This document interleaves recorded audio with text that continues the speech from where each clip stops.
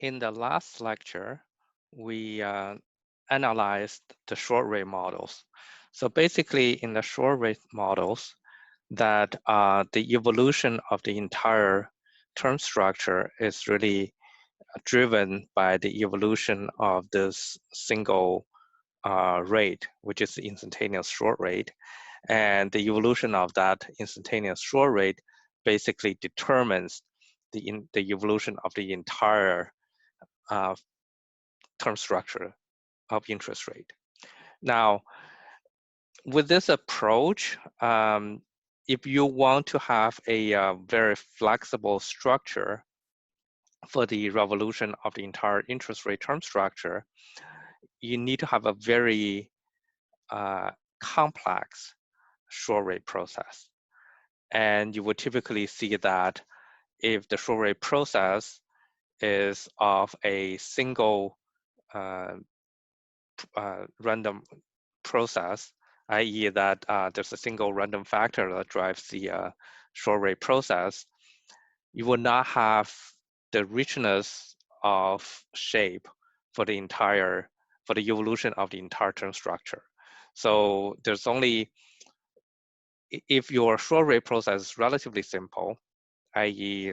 having a single factor, there can only be certain shapes that the evolution of the entire term structure would take. And then you typically will see that even if you can match the current term structure of interest rate, there are shapes that in the future term structure of interest rate, it's probably difficult to match. And there are issues related to matching the volatility structure as well.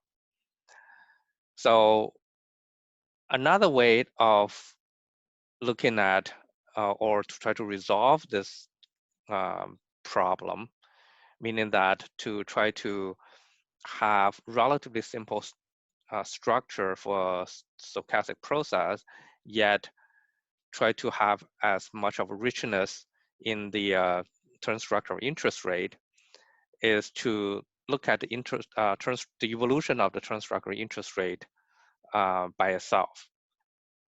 Meaning that instead of modeling a single risk-free instantaneous rate and looking at the relationship between that single rate and the entire term structure and drive the entire term structure through that single instantaneous short rate, here we look at the term structure itself and we evolve the entire term structure and we model directly the evolution of the entire term structure.